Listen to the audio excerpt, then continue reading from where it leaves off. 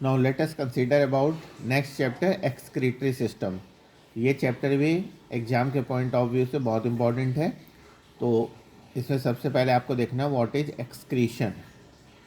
Excretion में removal of harmful and unwanted metabolic waste, ये भी लिख सकते हैं, या आप इसकी जगह लिख सकते हैं removal of nitrogenous waste material. Harmful unwanted की जगह आप लिख सकते हैं nitrogenous waste material is called excretion. तो ये भी डेफिनेशन हो सकती है। इसके बाद ह्यूमन बीइंग में जो मेन एक्सक्रीटरी सब्सटेंस होता है वो यूरिया होती है, तो इसलिए हम लोग यूरियोटैलिक होते हैं। तो अगर यूरिया है तो यूरियोटैलिक बोलेंगे। और जैसे कि वाटर ड्वेलिंग एनिमल्स में अमोनिया एक्सक्रीटरी सब्सटेंस होती है तो वो लोग अमोनोटैलिक होते हैं। और जो एयर ड्वेलिंग होते हैं उसमें यूरिक एसिड एक्सक्रीटरी सब्सटेंस होता है तो वो यूरिकोटैलिक होते हैं। तो ये आपको याद रखना है, हो सकता है एग्जाम्पल पूछा जाए। अब एक्सक्रीटरी सिस्टम इन ह्यूमन, तो इसमें वन पेयर ऑफ किडनी है, वन पेयर ऑफ यूरेटर है, और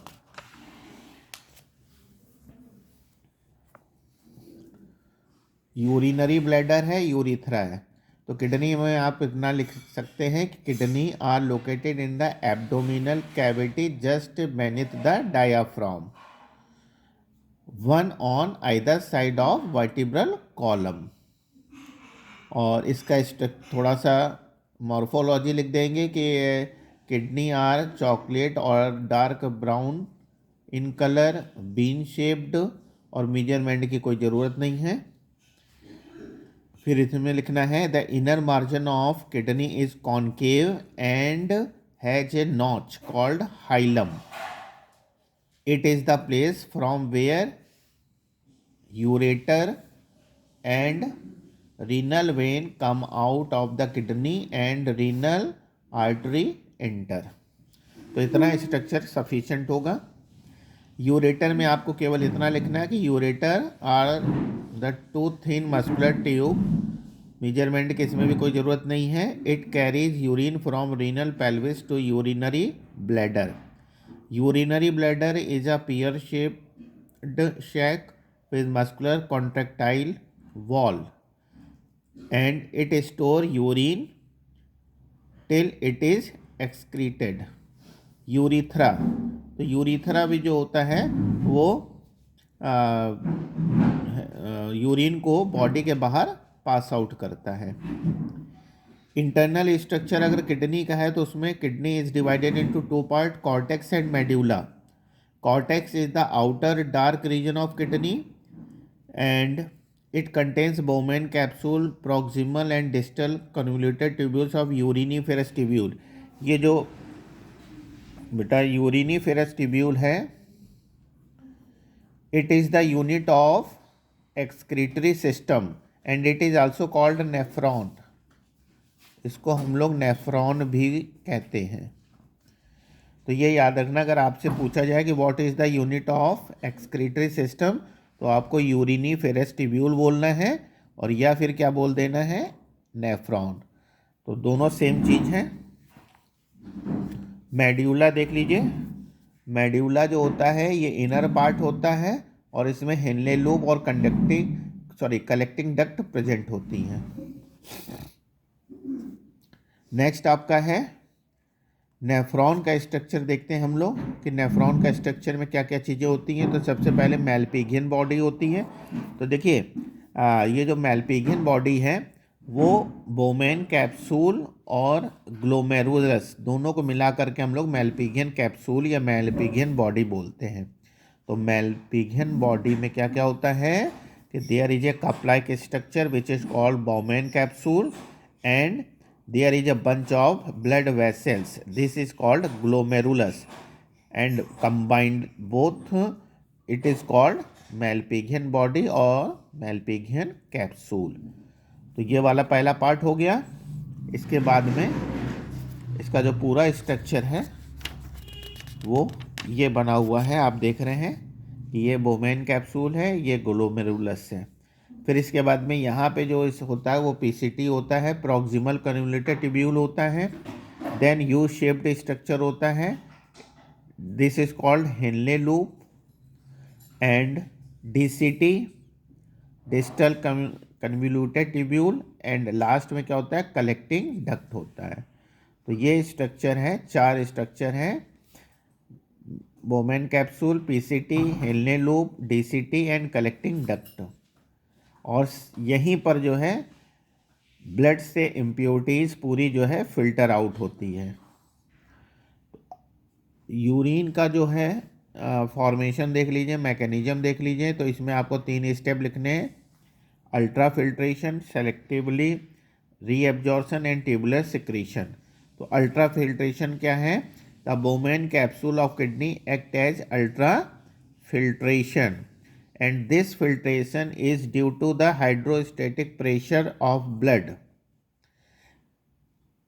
और ये जो हाइड्रोस्टेटिक प्रेशर यहाँ पे ब्लड का बनता है, उसका रीजन ये होता है कि ये जो यहाँ पे आर्ट्रियोल्स जा रही है, इसको हम लोग एफरेंट आर्ट्रियोल्स बोलते हैं, और जो निकल रही है वो इफरेंट है।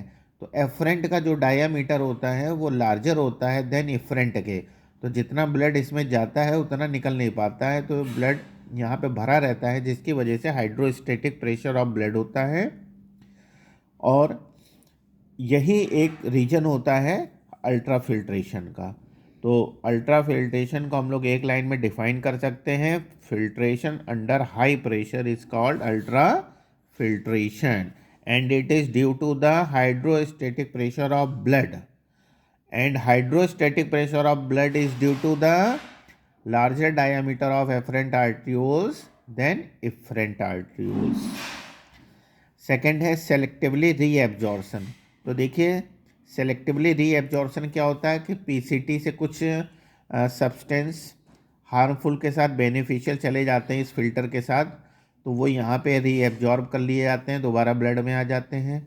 कुछ यहाँ से रीएब्जॉर्ब किए जाएंगे, कुछ यहाँ से रीएब्जॉर्ब किए जाएंगे, कुछ यहाँ से किए जाएंगे। तो पीसीटी से मेन जो जो रीएब्जॉर्ब किए जाते हैं वो आपका क्या होता है, पीसीटी से जो मेन होते हैं रीएब्जॉर्प्शन वाले, उसमें आपका ग्लूकोज होता है, अमीनो एसिड्स होते हैं, और इनऑर्गेनिक साल्ट होते हैं जैसे सोडियम, पोटेशियम, कैल्शियम। और हेनले लूप की ये जो आर्म होती है डिसेंडिंग आर्म बोली जाती है, इससे केवल H2O रीएब्जॉर्ब होते हैं। इसकी जो एपिथेलियम होती है वाटर के लिए परमीबल होती है। और ये तो डिसेंडिंग लिम्ब हो गई, ये असेंडिंग लिम्ब हो गई। तो ascending limb of Henle loop permeable to sodium chloride, ये सोडियम क्लोराइड यहाँ से निकल जाता है। जो चीज़ें निकलेंगी वो दोबारा ब्लड में आ जाएंगी, क्योंकि these are very beneficial for our blood. DCT से भी सोडियम क्लोराइड निकल जाता है और थोड़ा बहुत वाटर निकल जाता है। फिर यहाँ पे आकर के ये फिल्ट्रेट, अभी इसको हम लोग फिल्ट्रेट बोल रहे हैं, लेकिन जब यहाँ पे आता है फिर ये यूरिन के फॉर्म में आ जाता है। तो इस तरीके से सेलेक्टिवली रीएब्जॉर्प्शन में आपको पीसीटी से क्या चीज़ निकल रही है वो लिखनी है, और डिसेंडिंग लिम्ब ऑफ हेनले से वाटर निकल रहा वो लिखना है, असेंडिंग लिम्ब ऑफ हेनले से सोडियम क्लोराइड निकल रहा है, डीसीटी से भी सोडियम क्लोराइड निकल रहा है। ये पॉइंट बना के आपको लिखने हैं।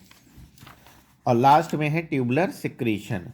तो जो यूरिन का फॉर्मेशन होगा ट्यूबुलर सिक्रीशन में, उसमें वाटर होगा, वाटर के साथ क्या क्या चीज़ें होंगी, यूरिया होगा, क्रिएटिनिन होगी, हिप्यूरिक एसिड होगा, पोटेशियम होगा, और इसके साथ साथ जो है वो आपका एक पिगमेंट पाया जाता है जिसको हम लोग बोलते हैं यूरोक्रोम।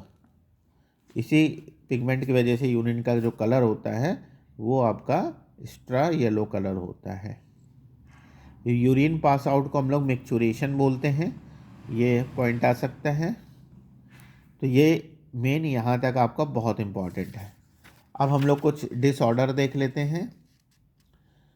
अच्छा, अगर आपसे एक क्वेश्चन 1 नंबर में आ सकता है, व्हाट इज ऑस्मो रेगुलेशन। तो ऑस्मो रेगुलेशन क्या है कि balancing of water and mineral salt is called osmo regulation, and it is done by our kidney. तो ये किडनी के द्वारा ये वर्क होता है। और ये जो कुछ डिसऑर्डर दिए गए ये देख लीजिए। जैसे यूरीमिया क्या है, तो यूरीमिया है आपका increased level of urea in blood, ये पूछा जाता है। हिमेटोयूरिया क्या है, तो ये है कि जब यूरिन में ब्लड जाने लगता है तो उसको बोलते हैं हिमेटोयूरिया। और ग्लाइकोसूरिया है जब यूरिन में ग्लूकोज जाता है और उसमें एक डिजीज हो जाती है जिसे हम लोग डायबिटीज़ मेलिटस बोलते हैं। इसके बाद में स्टोन फॉर्मेशन जो होता है वो कैल्शियम फॉस्फेट और कैल्शियम ऑक्सलेट जिसकी बॉडी में ज़्यादा बनते हैं उसमें स्टोन हो जाता है किडनी में। नेफ्राइटिस क्या है, it is a bacterial infection that cause inflammation of kidney, chronic infection causes uraemia. तो ये है बच्चों। अब डायलिसिस देख लीजिए, अगर दोनों किडनी खराब हो जाती हैं तो डायलिसिस होता है। इसमें एक पेशेंट के ये आर्म में आर्टरी से ब्लड निकाला जाता है और ये डायलाइजर मशीन में जाता है। यहाँ पे डायलाइजर सॉल्यूशन भरा होता है और वो सॉल्यूशन जो होता है पूरे इक्वल टू प्लाज्मा होता है, यानी उसमें सारी बेनिफिशियल चीज़ें होती हैं। तो यहाँ और ये जो ब्लड होता है वो इम्प्योर होता है। तो जब ये इम्प्योरिटीज़ यहाँ पे ज़्यादा होती हैं, बेनिफिशियल चीज़ें यहाँ पे ज़्यादा हैं, तो डिफ्यूजन का कंसेप्ट लगता है कि higher concentration to lower concentration. तो यहाँ जो हायर कंसंट्रेशन में है जैसे यूरिया है वो यहाँ पे आ जाएगी और यहाँ पे ग्लूकोज होता है, अमीनो एसिड होते हैं, सोडियम पोटेशियम होते हैं, वो सब फिर से दोबारा ब्लड में आ जाती है और वो ब्लड जो है वो व्यक्ति में चढ़ा दिया जाता है। इस तरीके से डायलिसिस में ब्लड की इम्प्योरिटीज़ बाहर निकल जाती हैं और उसमें बेनिफिशियल सब्सटेंस मिला करके यहाँ पे उसको चढ़ा दिया जाता है। तो ये बच्चों जो है आपको अच्छी तरीके से कर लेना है। Thank you.